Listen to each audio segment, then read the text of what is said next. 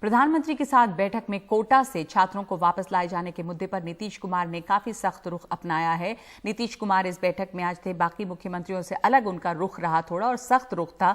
उन्होंने कहा है कि क्या सरकारें ऐसे काम करती हैं कि 5 लोग सड़क पर मांग करने लगेंगे तो सरकार झुक जाएगी? सब संपन्न परिवारों के बच्चे हैं, उनको क्या दिक्कत है? पूरे देश में एक समान नीति होनी चाहिए। दरअसल बिहार सरकार पे बार बार ये बिहार सरकार पे सवाल उठ रहे हैं कि जब बाकी राज्य अपने छात्रों को कोटा से, जो एक कोचिंग हब है, वापस ला रहे हैं तो बिहार सरकार ऐसा क्यों नहीं कर रही है। मनीष हमारे साथ जुटेंगे इस पर बातचीत करने के लिए, लेकिन बिहार सरकार ने कहा है साफ कि वो इस तरह के दबाव में नहीं आएंगे कि अगर कुछ लोग मांग करने लगे तो बिहार सरकार या कोई भी सरकार झुक जाए, ये नहीं होना चाहिए।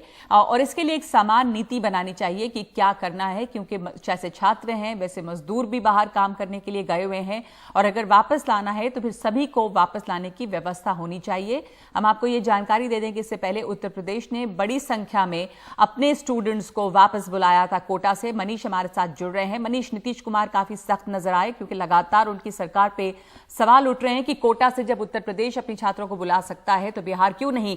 पर जो उन्होंने बात कही है उसमें तर्क है कि एक समान नीति क्यों ना हो। मजदूर भी हैं, छात्र भी हैं, बल्कि ये छात्र जो है वो संपन्न परिवार के परिवारों से हैं।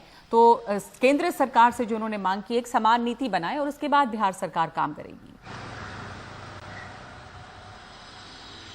नगमा, मैं आपको बता दूं कि आज की जो बैठक हो रही थी, जब नीतीश कुमार को बोलने का मौका आया तो वो इतनी तैयारी करके बैठे थे कि जो डिजास्टर मैनेजमेंट एक्ट जो केंद्र सरकार के द्वारा लागू किया गया है और जारी किया गया है, उसकी उन्होंने वो धारा 1.5 जो है वो पढ़ के सुना दी।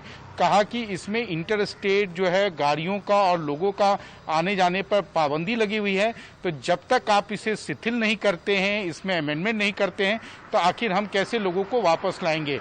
लेकिन हाँ, उन्होंने कहा है कि अगर आपने इसको रिलैक्स भी किया तो लोगों को जब भेजा जाए एक जगह से दूसरी जगह तो उनकी टेस्टिंग करा के भेजा जाए। और एक बात और साफ की कि बिहार जो है, बिहार के पास संसाधन नहीं है कि बिहार अन्य राज्यों की तरफ बसें भेजेगा।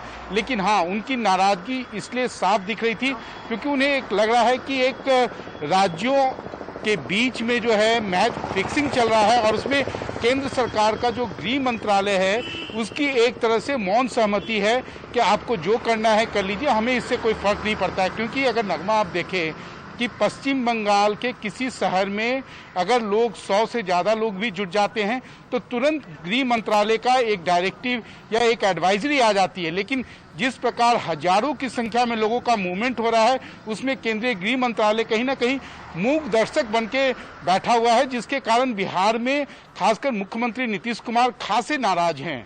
नगमा जी मनीष, तो इससे परेशान हैं और इससे काफी नाराज भी दिखे नीतीश कुमार की। एक नीति होनी चाहिए और उसी नीति के तहत छात्रों को भी वापस लाया जाना चाहिए। ऐसा नहीं कि एक राज्य से दूसरे राज्य एक मूवमेंट हो रहा है लेकिन मजदूर जो हैं वो एक एक जगह पर अटके हुए हैं। तो एक समान नीति होनी चाहिए।